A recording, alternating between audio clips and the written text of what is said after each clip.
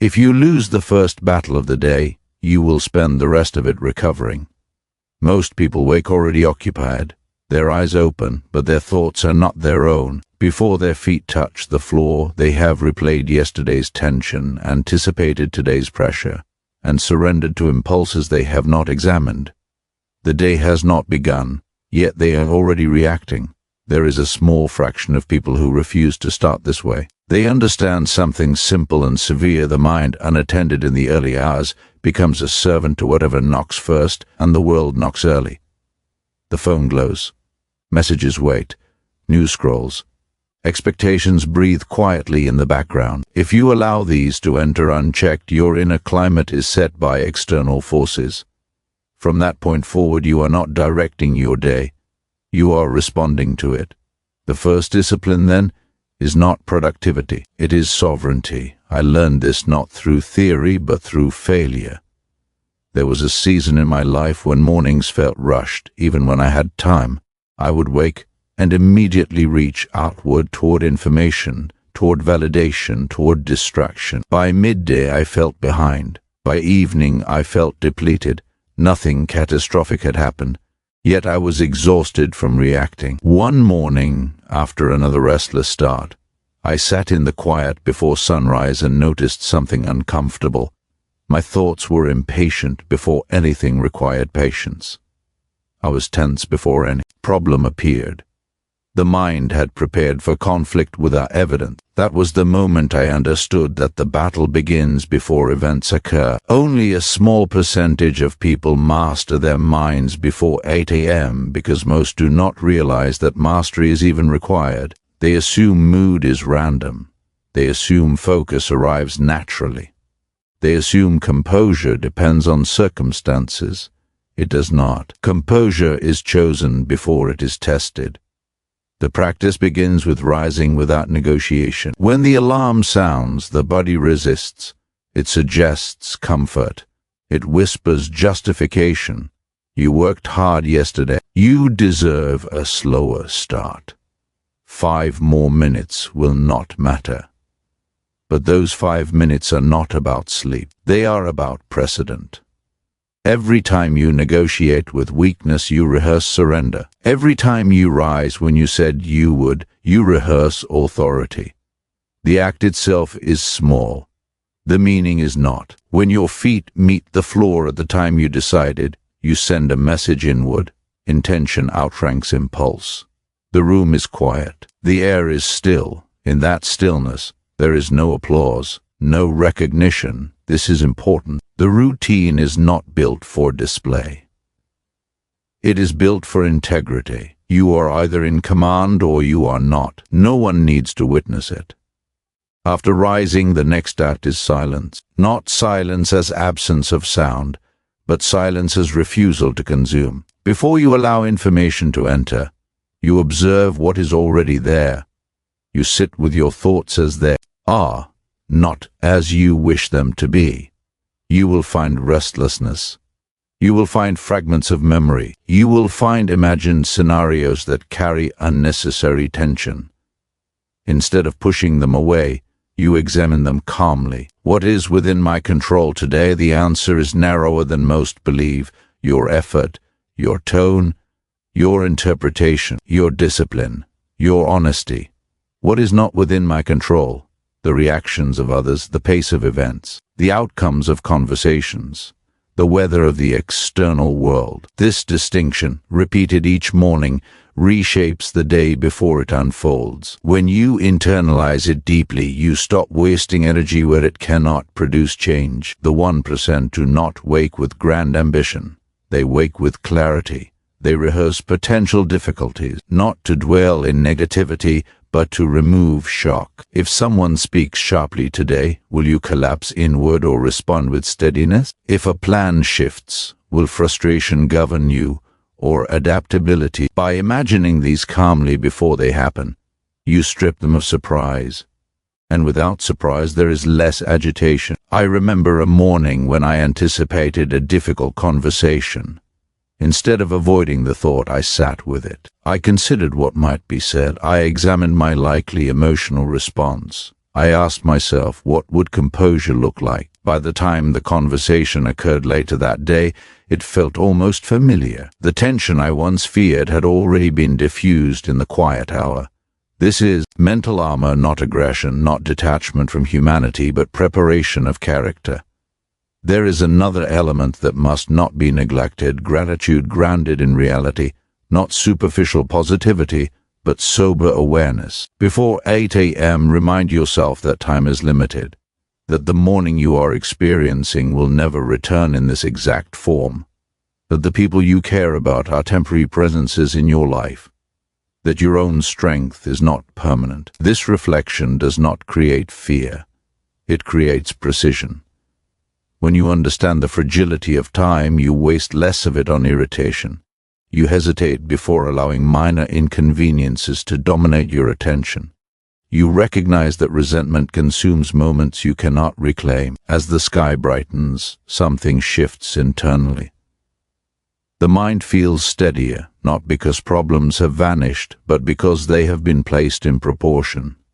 By the time 8 a.m. arrives, the 1% are not rushed into awareness. They are already awake in a deeper sense. Their thoughts have been examined.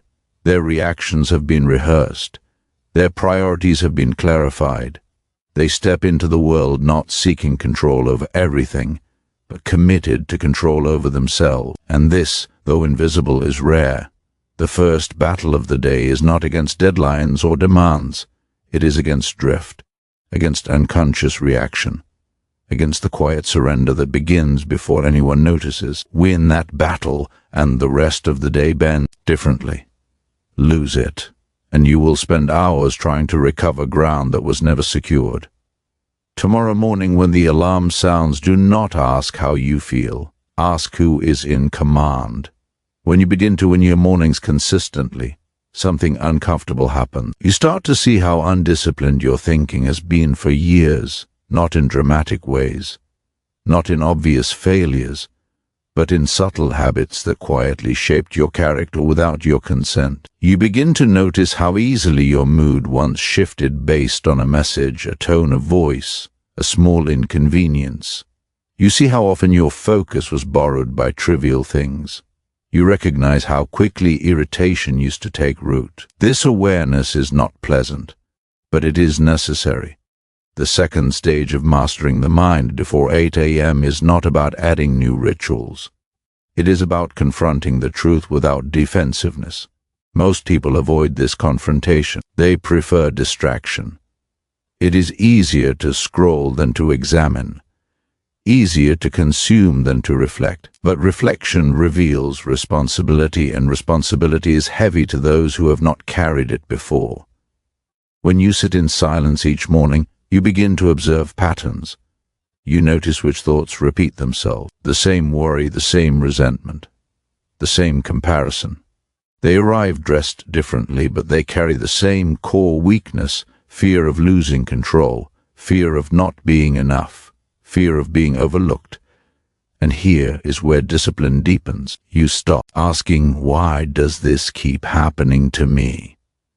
You begin asking, why do I keep allowing this thought to live here? This shift changes everything. External events may be unpredictable, but the hospitality of your mind is not. You choose what is permitted to stay.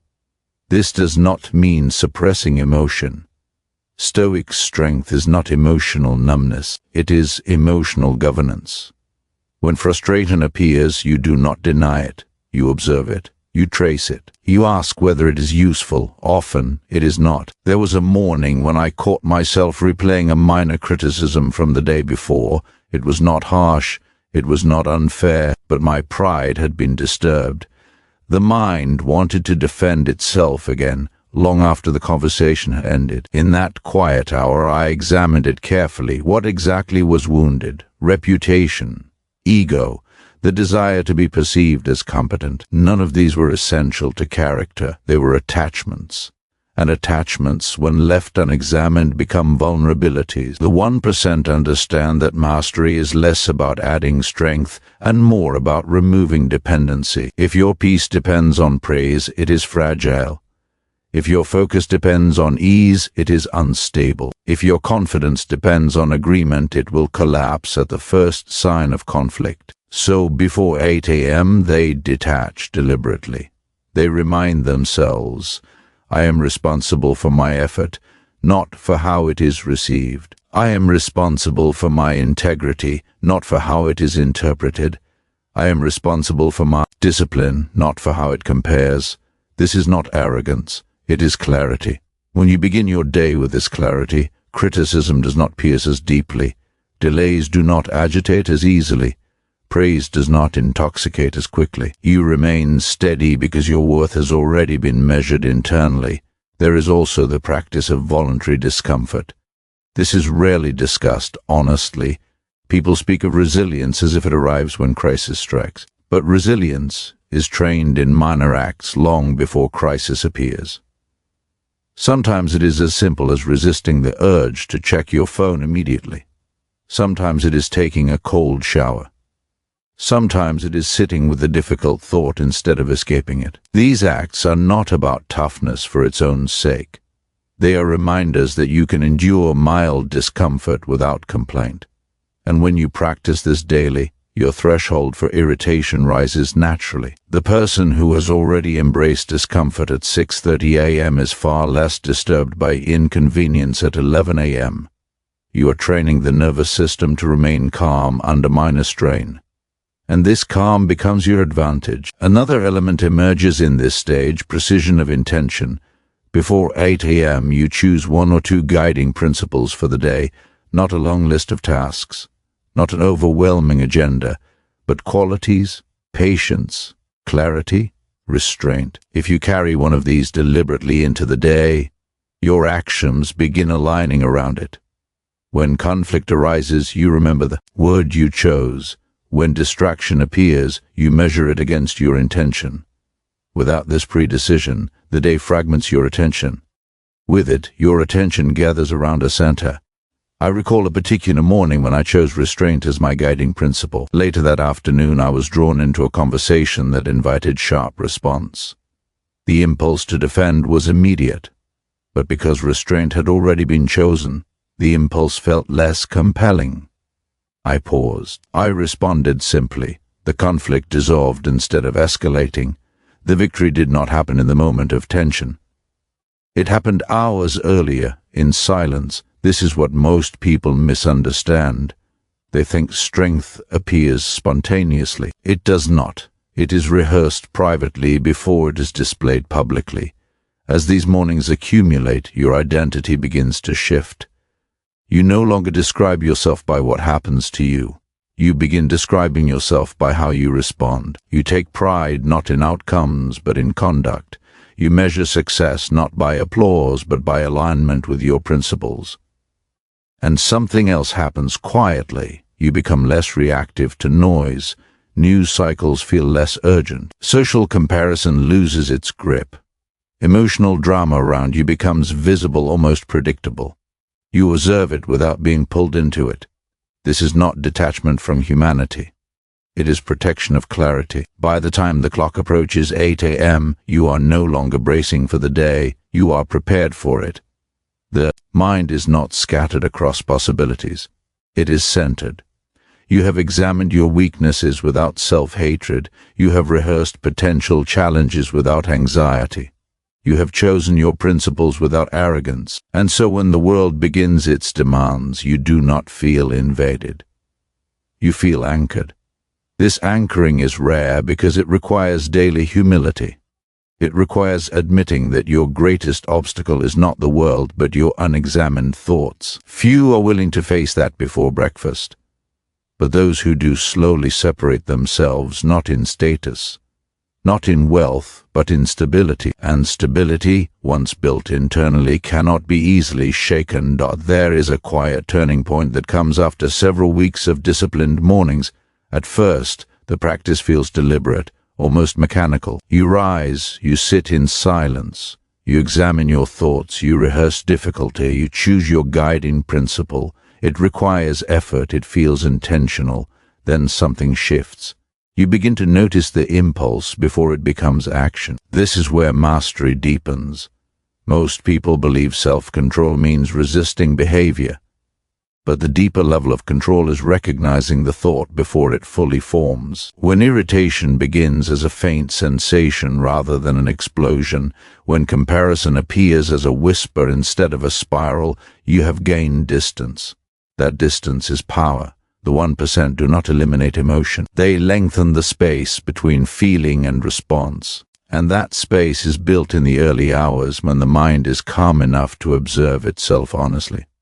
You start seeing how quickly the ego seeks validation, how it wants to be noticed, affirmed, agreed with. You notice how subtly it resists correction, how it quietly demands recognition for effort. In the past, these impulses moved unnoticed. They shaped your tone, your decisions, your posture. Now before 8 a.m., you watch them rise and fall without obeying them. There was a morning when I realized how often my motivation had been fueled by comparison. Not open jealousy, but subtle measurement. Who is ahead? Who is progressing faster? Who is being praised? I had never admitted this to myself. It felt small, almost embarrassing. But in the quiet, with no audience to impress, honesty became unavoidable. Comparison is a thief of focus. It directs energy outward instead of inward. It makes you run races that were never yours. That morning, I decided something simple. My effort would no longer be measured against others, only against my own potential. It sounds straightforward. It is not, because throughout the day, comparison invites you repeatedly, through conversation, through observation, through social exposure. But once the decision has been made before 8 a.m., those invitations lose force. You recognize them as distractions rather than directions. This is another layer of mental armor, clarity of personal path. When you know what you are building within yourself, external noise becomes less persuasive. Another development occurs as you continue the routine. You become more aware of energy. Not physical energy alone, but emotional expenditure. You begin to ask, before engaging in something, is this worth my attention? Does this deserve my reaction? Will this contribute to my character or drain it? These questions rarely arise in reactive minds. They require stillness to form. One morning, I found myself anticipating a minor disagreement scheduled for later in the week. In previous years, I would have rehearsed defensive arguments, sharpened my words internally, and carried tension for days. Instead, I asked a different question. If this conversation changes nothing about my values or conduct, why carry it now? The mind fell quiet. I realized that much of what we call stress is voluntary rehearsal of scenarios we cannot control yet. By releasing that rehearsal, energy returns. The 1% guard their energy as carefully as their time. They understand that attention is finite. Every irritation entertained is a withdrawal. Every resentment replayed is an expense. Every unnecessary argument imagined is a leak. So before 8 a.m., they seal the leaks. They forgive small offenses internally before they grow. They accept potential misunderstandings before they occur. They remind themselves that not every opinion requires response. This restraint is not weakness. It is strategic calm. As the days pass, you also become more precise with language internally. First, you stop saying, "This ruined my day." You begin saying, "I allowed this to disturb me." The difference is subtle but transformative. The first statement surrenders power. The second reclaims it. Ownership becomes your foundation. When something goes wrong, you no longer ask, "Why is this happening?" You ask, "How should I meet this?" This question reshapes experience, because life will always present friction. The difference lies in whether friction defines you or refines you. In the early hours, you prepare to be refined. You imagine setbacks calmly. You picture receiving criticism without collapse. You see yourself responding with measured tone under pressure. Not as fantasy, but as rehearsal. Athletes rehearse movements repeatedly before competition. Why should character be different? If you wait until conflict appears to decide who you are, you will default to habit. But if you decide who you are before the day tests you, habit slowly transforms. There is also a deepening humility that grows here. You realize how often you once blamed circumstances for your mood. You see how quickly you labeled others as the source of your discomfort. You recognize that much of your unrest was rooted in expectation. Expectation is subtle entitlement. You expected people to behave according to your preferences. You expected recognition for effort. You expected ease after difficulty. When those expectations were unmet, frustration followed. Now, before 8 a.m., you strip expectation down to essentials. You expect challenge. You expect imperfection. You expect unpredictability. With these expectations in place, the day feels lighter, not heavier, because nothing arrives as a betrayal. By the time morning transitions into activity, your mind feels less cluttered, not because life is simple, but because you have simplified your internal narrative. You are no longer the victim of surprise emotions. You are the observer and guide of them, and something subtle but powerful begins to happen in your interactions. People sense your steadiness, not as coldness, not as indifference, but as presence. You listen more fully because you are not preparing your defense. You speak more carefully because you have already measured your tone. You react less because you have already examined your triggers. This composure is rare enough that it stands out, and yet no one sees where it was built. It was built in the quiet hour, before 8 a.m., when you chose to govern your mind instead of being governed by it. The difference between drifting and directing is small in appearance, but vast in consequence. You are no longer chasing control over the world. You are strengthening control over yourself, and that is where real authority begins. There comes a stage in this discipline where the external world begins to test you more directly. Not because life has suddenly grown harsher, but because your awareness has sharpened. You notice tension more clearly. You see impatience forming sooner. You detect the subtle pull of distraction before it fully takes hold, and this is where many people retreat. It is easier to live unconsciously, easier not to see your own weaknesses. Once you begin mastering your mornings, you remove that comfort. You can no longer pretend you are unaware of your impulses. Before 8 a.m., when you sit with your thoughts, you start recognizing your recurring vulnerabilities. For some, it is the need to be right. For others, the need to be liked. For others still, the fear of being overlooked or underestimated. These tendencies are not crimes, they are human, but left unexamined, they quietly rule behavior. One morning I noticed how deeply I disliked being interrupted. The feeling seemed minor, almost trivial. Yet when I traced it honestly, I realized it was not about interruption. It was about control. I wanted conversations to move according to my rhythm. When they did not, irritation surfaced. That irritation was not caused by others. It was rooted in attachment. In the quiet hour, I made a decision. Today, interruptions will be practice. That single adjustment transformed the entire day. When interruption came, I felt the familiar spark of irritation, but because I had anticipated it, the reaction softened. I allowed the pause. I listened.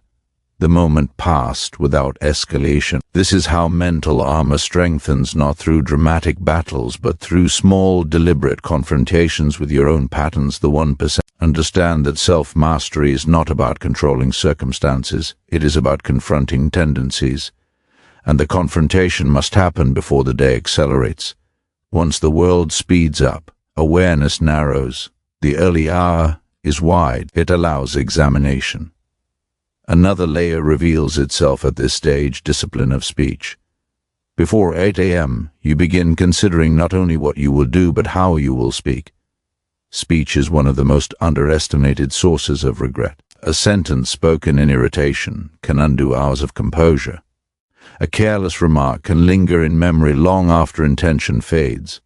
So you ask yourself, where today might my words need restraint? Where might silence serve better than reaction? This is not suppression, it is strategy. There is strength in measured speech. When you speak less, you observe more.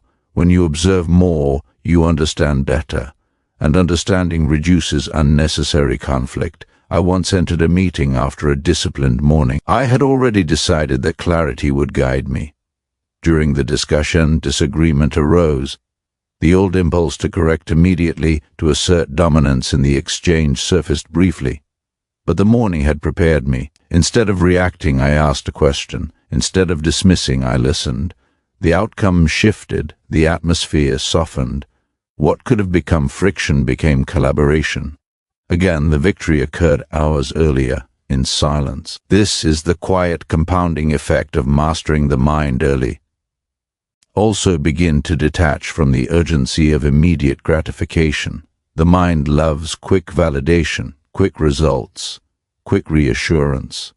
But when you train it daily before 8 a.m., you begin to appreciate gradual growth. You remind yourself that character is built slowly, that discipline is cumulative, that steadiness strengthens through repetition, not intensity.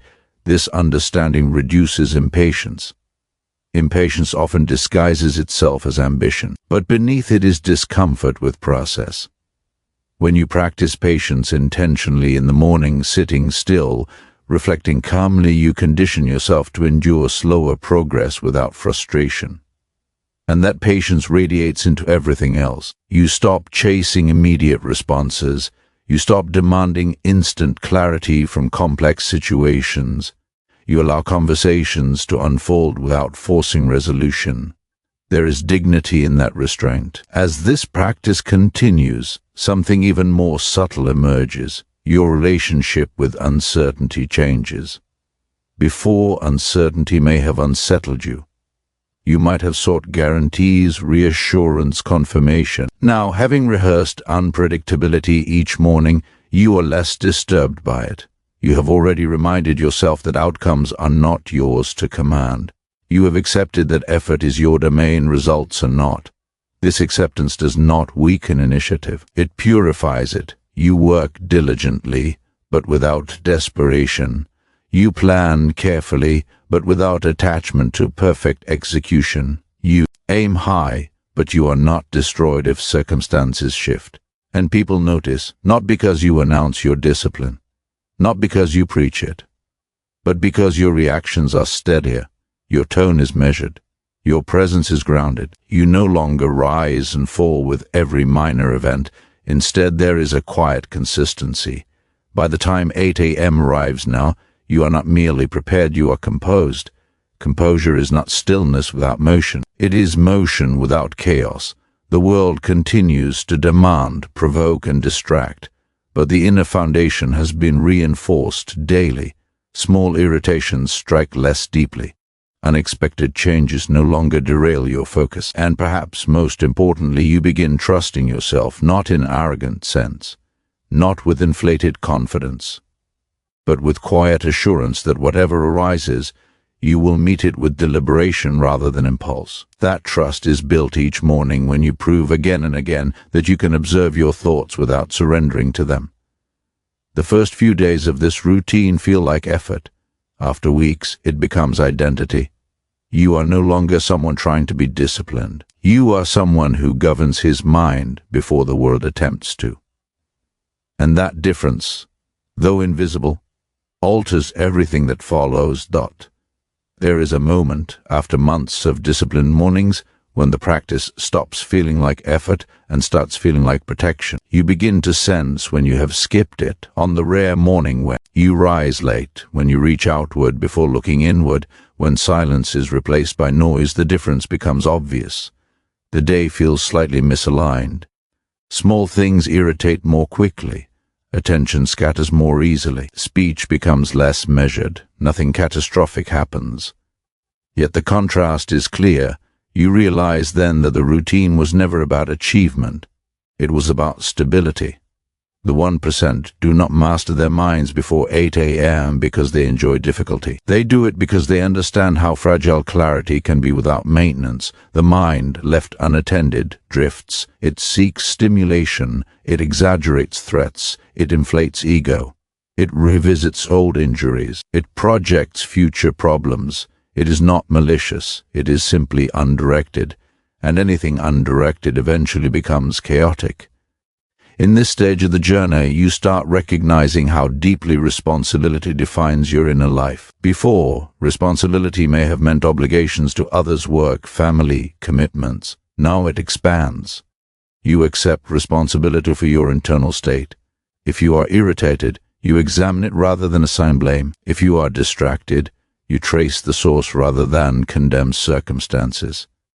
If you are discouraged, you question your expectations rather than the world. This is not self-criticism, it is ownership. Ownership removes helplessness. There was a week when several plans collapsed unexpectedly. Meetings were rescheduled, a project slowed, a conversation did not unfold as I had hoped.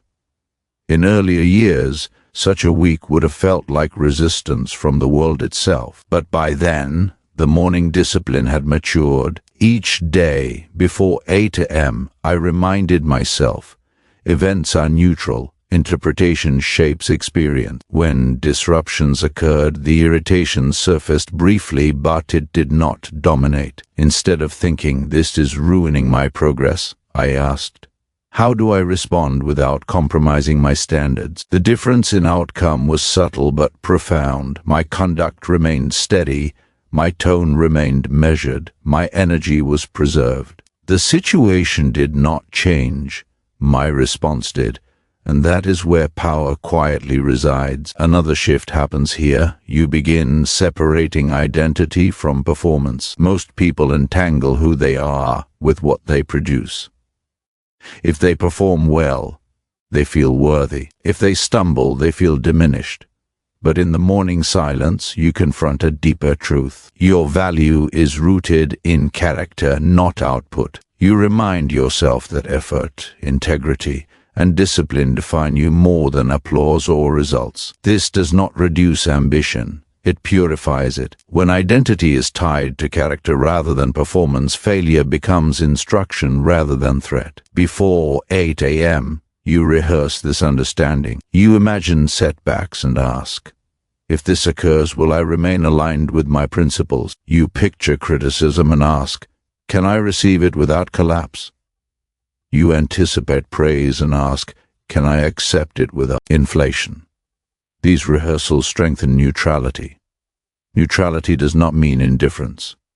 It means steadiness across highs and lows. There was a morning when I considered how easily praise once altered my mood. A compliment could elevate my confidence beyond reason. A week later, a mild critique could unsettle it just as dramatically. Both were distortions. So I began practicing balance. When recalling praise, I reminded myself, appreciation is welcome, but it does not define me. When recalling criticism, I reminded myself, correction is useful, but it does not diminish me. This balance created freedom. Freedom from the emotional roller coaster that most people accept as normal. As this stability strengthens, your tolerance for chaos decreases not externally, but internally. You no longer tolerate reckless thinking. You no longer indulge exaggerated fears. You no longer entertain dramatic interpretations. When a problem appears, you examine facts first. What actually happened? What is within my influence? What action aligns with my standards? By reducing drama, you increase clarity, and clarity is efficient. It conserves energy. Another important development in this stage is the refinement of priorities.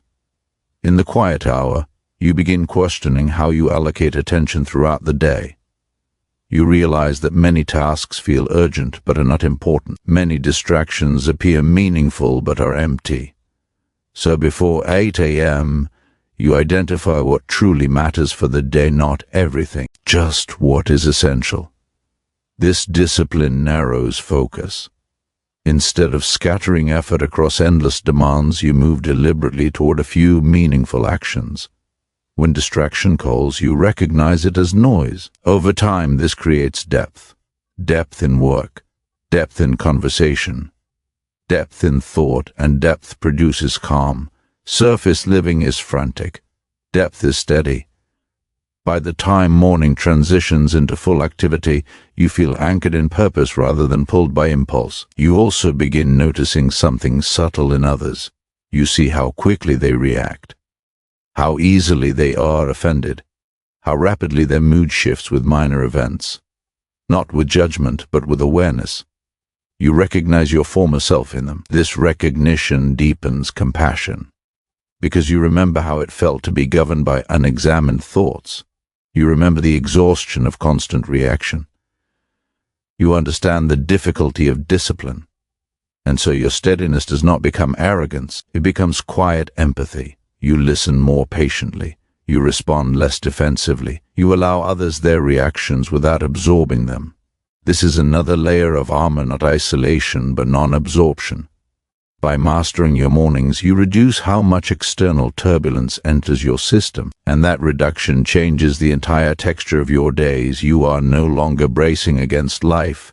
You are participating in it with measured strength. The practice continues. The silence remains. The questions deepen. And with each sunrise, you reinforce a simple truth. If you decide who you are before 8 a.m., the world has far less power to decide for you. By now, the discipline is no longer fragile. It has survived inconvenience. It has survived travel, fatigue, shifting schedules. It has endured mornings when motivation was low and evenings when sleep was short. It has become less dependent on feeling and more anchored in commitment. And here, a deeper layer reveals itself. You begin to understand that mastering the mind before 8 a.m. is not merely preparation for the day. It is preparation for adversity, because adversity does not announce itself politely. It interrupts. It arrives without consultation. It exposes whatever foundation you have built. If your foundation is reactive, adversity magnifies chaos. If your foundation is examined daily, adversity meets resistance. There was a morning when I sensed something unsettled beneath the surface. No obvious problem existed, yet there was restlessness. In earlier years, I would have ignored it or distracted myself. Now I sat with it. Restlessness often signals attachment, so I asked quietly, what am I clinging to? The answer emerged slowly. I had grown attached to a specific outcome in a situation still unfolding. I had convinced myself that a particular result was necessary for progress.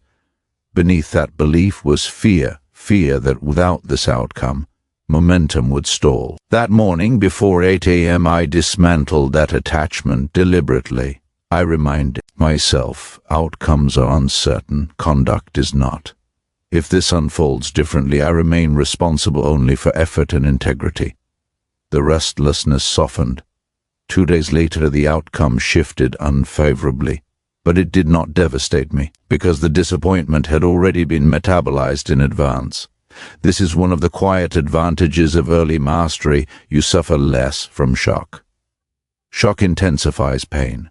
Preparation reduces it. The 1% are not immune to disappointment. They are less surprised by it. And surprise is often what breaks composure. Another dimension becomes clear in this stage: emotional endurance. Most people believe endurance is about pushing through physical strain, but emotional endurance, the ability to remain steady under prolonged uncertainty, is far rarer. When you train your mind each morning, you strengthen emotional stamina. You sit with uncomfortable thoughts without fleeing them. You face potential setbacks without dramatizing them. You accept ambiguity without demanding resolution. Over time, this builds quiet confidence. Not the loud kind that seeks recognition, the quiet kind that says, whatever unfolds, I will meet it deliberately. There was a period when several areas of life felt suspended. Decisions were pending. Progress seemed slow. External validation was minimal. It would have been easy to grow impatient, to question direction, to search for distraction. Instead, each morning before 8 a.m., I returned to the same foundation. What is within my control today? Effort, discipline, clarity of thought. So I invested there. The waiting became less painful because the focus shifted inward. This is a critical distinction. When you depend on external movement for internal stability, you are perpetually vulnerable. When internal stability is cultivated first, External movement becomes secondary. You begin to see how much unnecessary urgency once governed you. Urgency feels productive, but often it is anxiety in disguise. Before 8 a.m., you strip urgency of its exaggeration. You ask, is this truly time-sensitive, or am I uncomfortable with patience? This question alone can prevent countless restless decisions. There is also a growing awareness of mortality that strengthens discipline. Not in a morbid way, but in a clarifying way. Each morning is not guaranteed. Each year passes quietly. Each opportunity exists briefly. When you reflect on this calmly before 8 a.m., pettiness loses appeal. Arguments that once felt important shrink. Grudges appear wasteful. Procrastination feels dishonest. If time is limited, and it is, then wasting it on ego is irrational. This awareness sharpens conduct. You begin speaking more directly but with respect. You delay less. You express appreciation more often. You hesitate before indulging resentment. Because the morning reminder is clear, this day will not return. Another subtle transformation occurs. Your tolerance for self-deception decreases. You notice when you rationalize laziness. You detect when you disguise fear as caution. You catch yourself when you label avoidance as strategy. In earlier years, these self-deceptions passed unnoticed. Now, the morning silence exposes them, and exposure leads to correction. You do not attack yourself harshly, you adjust. Adjustment is a sign of maturity. The 1% are not flawless. They are responsive to truth. When they see weakness, they address it early before it compounds. By the time 8 a.m. arrives now, the mind feels sharpened rather than strained, sharpened by reflection, strengthened by honesty, stabilized by perspective. And this stability begins influencing larger decisions. You choose projects more carefully. You commit more deliberately. You withdraw from distractions more confidently, because your mornings have taught you to value alignment over excitement. Excitement fades. Alignment endures. You also become less reactive to praise and criticism combined. When success comes, you accept it calmly. When setbacks appear, you process them steadily. Neither defines you fully. Your anchor is internal, and as days accumulate into months, a pattern becomes clear. You no longer fear difficulty the way you once did. Not because difficulty is pleasant, but because you trust your preparation. You know that before the world presses against you, you will have already pressed against yourself gently, but firmly. Each morning. You have examined your thoughts. You have anticipated challenge. You have chosen your standards. So when pressure arrives, it does not meet confusion, it meets readiness. And readiness is rare. Most people try to control events. The 1% control interpretation. Most people chase calm after chaos begins. The 1% create calm before chaos has a chance. This is not dramatic. It is not loud. It is not visible on the surface. But it is decisive, because when adversity finally arrives, and it will, the early hours you invested will stand behind you quietly, reinforcing your posture. And you will realize that the routine was never small, it was structural. At this stage, the discipline begins to influence not only how you respond to events, but how you perceive yourself within them. There was a time when identity felt fragile, shaped by achievement, altered by failure, inflated by praise, reduced by criticism. Even subtle feedback could tilt your internal balance. You might not have admitted it openly, but your stability depended on how the day unfolded. Now, after months of mastering the early hours, identity becomes less reactive. Before 8 a.m., when you sit in silence, you no longer ask, "How will today treat me?" You ask, "How will I conduct myself today?" The shift seems small. It is not. When your identity is rooted in conduct rather than circumstance, you stop negotiating with your principles based on convenience. There was a morning when fatigue pressed heavily against discipline. The previous evening had been long. Sleep had been shorter than planned. The mind suggested compromise. You have already proven your discipline, it whispered. Missing one morning changes nothing. But mastery is not built on occasional intensity.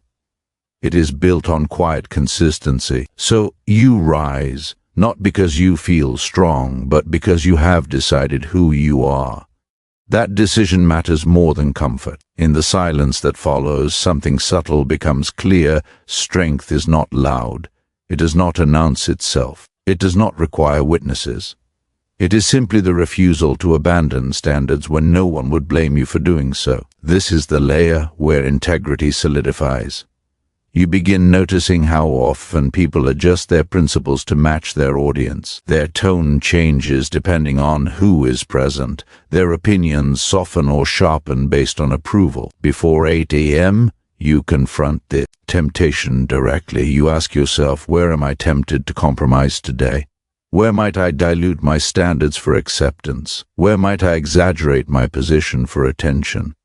By naming these possibilities early, you weaken their hold later. The day inevitably presents moments that test consistency.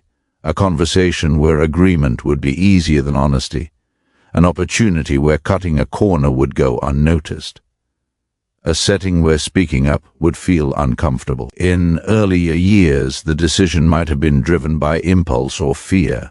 Now, because the morning has prepared you, the decision feels anchored. You do not act to impress. You act to remain aligned, and alignment builds self-respect. Self-respect is quieter than confidence. Confidence can fluctuate. Self-respect grows slowly, fed by repeated acts of integrity. There was an instance when remaining silent would have protected reputation.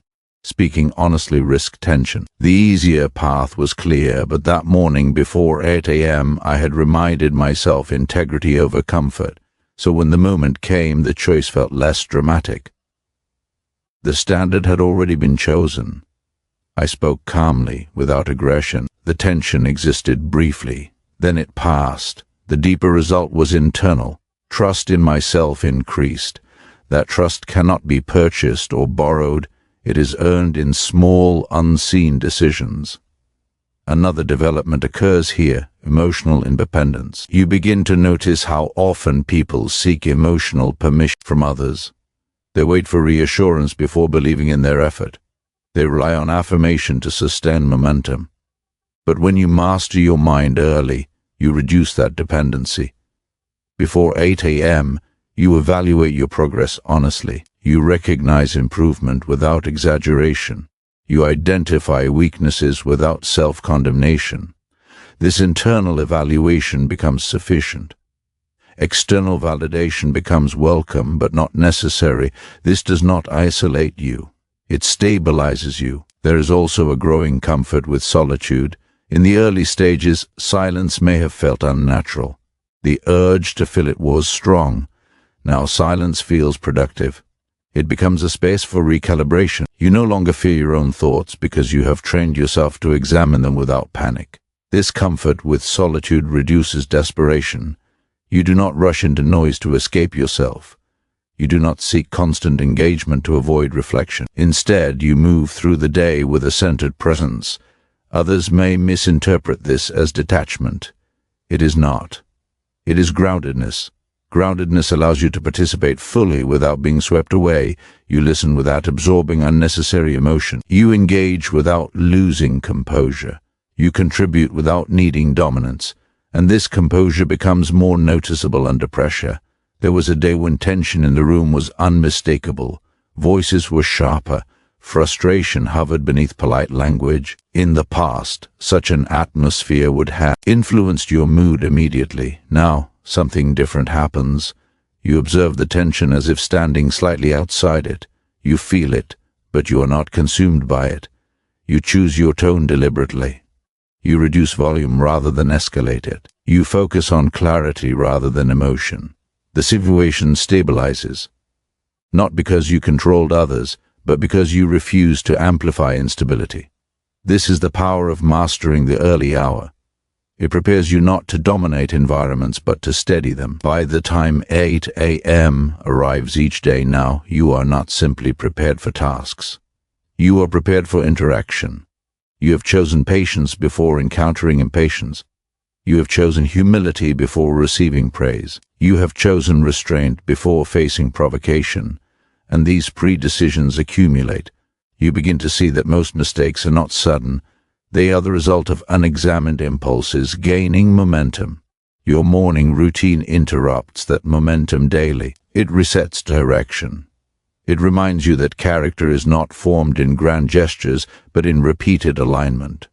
And so, as weeks become months, the identity shift completes itself. You are no longer someone trying to control your reactions. You are someone who expects yourself to. The expectation is calm, not harsh. It is firm, not rigid. And it was forged before 8 a.m. when no one else was watching and comfort was still available. That is where real transformation occurs. Not in the spotlight, but in the quiet, disciplined hour where you decide again who you will be. By this point, the discipline has matured into something steadier than motivation. Motivation rises and falls with mood. Discipline, when practiced long enough, becomes structural. It supports you even when inspiration is absent. And here, in this stage, a more refined awareness begins to develop. You start seeing how subtle pride can infiltrate even your growth. There is a quiet danger in progress. When you notice your composure improving, when you recognize your reactions becoming steadier, when others begin responding differently to your presence, pride attempts to attach itself. It whispers you are ahead. If left unchecked, that whisper undermines everything. So before 8 a.m., humility must now be part of the routine. You remind yourself mastery is ongoing. The mind can drift at any time.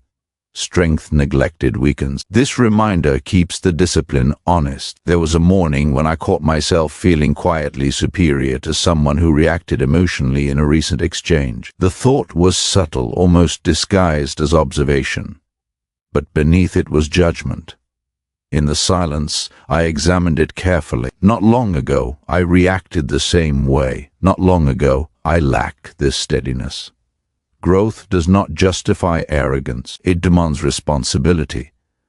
So the thought was corrected not through self-criticism but through perspective. You do not practice mastery to elevate yourself above others. You practice it to elevate your own conduct. That distinction matters. At this level, another transformation becomes visible. Your relationship with setbacks deepens further. Earlier in your journey, setbacks required conscious effort processed calmly. Now they encounter a different internal response. Instead of immediately asking, "Why did this happen?" you instinctively ask, "What is this teaching?" This question reframes difficulty without denying it. There was a setback that arrived unexpectedly, a plan that had been developing for months suddenly dissolved. Effort invested, time allocated, momentum lost. The initial feeling was disappointment. That was natural, but because the morning discipline had become habitual, the response followed quickly. Before reacting publicly, before expressing frustration, I returned to silence. I examined the disappointment. I allowed it without dramatizing it. Then I asked the familiar question, what remains within my control? Effort, adaptation, integrity. The loss of the plan did not erase those. Within days, clarity replaced frustration, not forced positivity clarity. Without the foundation of disciplined mornings, that transition would have taken weeks. This is how the practice compounds. It shortens recovery time. You still feel disappointment. You still feel fatigue. You still feel uncertainty, but they no longer dominate for extended periods. Your baseline returns to steadiness more quickly. That is resilience. Another subtle change emerges. You begin to speak less about your discipline. In the beginning, when change feels new, there is temptation to describe it, to share insights frequently, to correct others enthusiastically. Now, restraint grows. You understand that discipline is most powerful when embodied, not advertised. There is no need to explain your calm. There is no need to announce your routine. The evidence appears in conduct. This quiet embodiment has influence. People notice that you are less reactive. They observe that you pause before responding. They sense that you are not easily pulled into emotional turbulence. Some may ask what changed. You do not offer grand philosophy. You speak simply. I choose my mind early, and that is enough. Another layer strengthens here: forgiveness. Not dramatic forgiveness of large offenses, but daily release of minor irritation. Before 8 a.m. you recall small tensions from the previous day. A comment that felt sharp. A moment that felt dismissive. A misunderstanding left unresolved. In earlier years these would linger. They would color interactions subtly. Now, in the quiet hour, you release them deliberately. You remind yourself that others act from their own pressures, their own fears, their own blind spots, just as you once did. Holding resentment is a voluntary burden, and voluntary burdens weaken clarity, so you let them go, not because others deserve it, but because your mind does. This daily cleansing prevents accumulation. Accumulated resentment is heavy. Daily release is light. You also begin recognizing how rare sustained discipline truly is. Many start routines, few maintain them beyond novelty. Fewer still allow them to reshape identity. This awareness does not inflate ego, it reinforces responsibility. If you have built this foundation, you are accountable for maintaining it. Skipping one morning does not destroy progress, but repeated neglect erodes it quietly. So you guard the early hour carefully. You protect it from unnecessary interruption. You treat it not as optional self-care, but as essential preparation. By the time 8 a.m. arrives now, the mind is not merely steady, it is sharpened by humility, resilience, and perspective. You are less interested in proving yourself, more interested in refining yourself, less concerned with appearing disciplined, more committed to being disciplined, and the world begins responding differently, not because it has changed, but because your engagement with it has. Conversations carry less friction, challenges feel more navigable, delays feel less threatening, your emotional baseline remains firm, and beneath it all is the same quiet ritual: rise without negotiation, sit in silence, examine thoughts, release attachment, choose standards, enter the day aligned. It is simple, but simplicity, repeated consistently, becomes strength, and strength, grounded in humility, endures. By now, mastery of the morning is no longer a habit, it is a defining rhythm. The early hours have become a quiet training ground, shaping conduct, strengthening perception, and tempering impulsive before the world has even begun its demands. What once required conscious effort now unfolds almost automatically: the rise without negotiation, the deliberate silence, the inspection of thought, the selection of guiding principles. Yet automatic does not mean mindless. It means calibrated, precise, and intentional. This stage brings a deeper awareness. Every action throughout the day traces back to what has been practiced in these hours. You notice how much of life's conflict is born from impulsive reactions, misaligned priorities, and unexamined attachment. And when you have already exercised discipline in the quiet morning, these forces lose their leverage. You also begin to see the compounding effect of clarity. Decisions become simpler, not because the problems are simpler, but because your mind is less cluttered. Impulses arise, you observe. Emotions surface, you assess. Action follows from principle, not from the unexamined swirl of feeling. There was a morning when multiple minor frustrations had piled up. Delays in communication, misaligned expectations from a colleague, unexpected errands. In the past, these would have accumulated, amplifying irritation and scattering focus. But because the morning had been spent cultivating observation and intentionality, the disruptions were absorbed without escalation. Each moment was met deliberately rather than reacted to automatically. This is the quiet power of the early hour. It does not prevent difficulty, but it transforms engagement. You are not more protected from reality, you are better prepared to navigate it. Emotional turbulence has less purchase. Impulse has less authority. Thought has priority over reaction. At this stage, a subtle humility accompanies mastery. You recognize how far you have come, yet you also see how easily composure can be lost. One skipped morning, one indulgence in distraction, one surrender to impatience, and the rhythm can falter. This awareness does not create fear. It reinforces vigilance. Discipline is maintained not through coercion, but through respect for the process that has produced results. Another refinement emerges, the ability to observe others without absorption. You witness emotional eruptions, reactive speech, and erratic behavior, and you remain steady, not detached in coldness, but anchored in clarity. You recognize patterns, but you do not internalize them. Their instability becomes informational rather than contagious. You also notice the alignment of internal and external priorities. What mattered yesterday may no longer hold weight. What you anticipated needing to defend may be trivial. Each morning allows a recalibration. Energy and attention are allocated consciously rather than scattered unconsciously.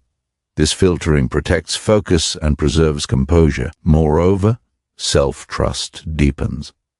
When a challenge arises, you know the internal rehearsal has already prepared you. You do not stumble into reaction. You respond with proportion. Even when outcomes are uncertain, you move with authority because your conduct, not circumstance, dictates your stance. I recall a situation where an unexpected confrontation arose during a project. Without the early practice of silence and self-assessment, the confrontation could have spiraled. Instead, the response was measured, listening first, assessing calmly, speaking deliberately, and remaining anchored. The tension eased, not through manipulation, but through prepared composure. Finally, this stage reinforces the broader truth. The most meaningful control is internal. External events will always shift unpredictably, but the mind, trained and examined, remains navigable. The morning routine is the proving ground for this control. It is not about producing spectacular results, nor about achieving instantaneous success. It is about cultivating an enduring capacity to govern your own mind. By the time 8 a.m. arrives, the 1% are not chasing control. They have already anchored it internally. They step into the day with steadiness, clarity, and measured intent. Every interaction, every decision, every emotional reaction is influenced by the quiet hours they have devoted to themselves. This is the power of mastery before sunrise. It is invisible yet decisive. It shapes the day, the character, and over time the trajectory of life itself. Would you like me to continue with part 10, the conclusion and CTA, so the story is complete? By the time the final morning hour passes, a quiet transformation has taken place. You are no longer merely prepared for the day, you are prepared for life's small and large tests alike. The discipline is subtle, but it shows in steadiness under pressure, clarity of thought in confusion, and measured action when impulses rise. The world may remain unpredictable, but your internal foundation does not. At this stage, mastery before 8 a.m. is no longer a ritual for its own sake. It is a lens through which every experience is filtered. You notice how rarely the world demands perfection. What it does demand is presence, reasoned action, and calm persistence. And because you have already invested in these qualities privately, they emerge naturally in the moment, without forcing or pretense. You recognize now that control is not the suppression of feeling, but the governance of it. Anger is observed, not unleashed. Fear is acknowledged, not exaggerated. Desire is noted, not obeyed blindly. Each emotion is treated as data, not destiny. The day, with all its potential disruptions, is met with preemptive calm. You also realize how much energy is conserved through this practice. Less time is wasted on unnecessary irritation. Less attention is squandered on reactive thought. Decisions feel lighter because they are guided by principle, not impulse. Relationships function more smoothly because responses are measured, not reflexive. Life is not easier, but it is navigable with far less internal friction. This is the reward of disciplined mornings: freedom. Freedom from unnecessary emotional turbulence. Freedom from the tyranny of impulse. Freedom from the false urgency that so often governs the unprepared mind. This freedom is not flamboyant or conspicuous. It is quiet, reliable, and resilient. At the same time, humility persists. You understand that mastery is never complete. Each day presents new challenges. Each day tests previous lessons. Each day requires renewed effort. The early hour is not a one-time achievement. It is a daily reaffirmation of who you have decided to be. And that decision is simple yet profound: to act with integrity, to observe with clarity, to respond with restraint, and to prioritize what truly matters. By repeating this daily, you build a fortress around your character, an inner armor that is invisible to others but unshakable in practice. So as the morning ends and the world steps fully into motion, you carry with you something few possess: deliberate composure. You move through obligations, interactions, and challenges with a quiet confidence that has been earned privately. You understand that chaos outside need not dictate the turbulence inside. Remember, this is not about perfection. It is about presence, consistency, and accountability. The early hour does not promise control over circumstances, but it guarantees governance of self. It is in this governance that resilience is forged, focus is sharpened, and life is met with measured strength. As you reflect on this, consider your own mornings. What habits shape your mind before the world demands its influence? Where can stillness, examination, and deliberate choice create armor for your day? Even small commitments, repeated consistently, build the foundation for profound mastery. If you take one principle from this, let it be this: decide who you will be before the world asks, and the world will never be able to decide it for you. Begin each day deliberately. Examine your thoughts honestly. Choose your conduct carefully, and carry that discipline forward.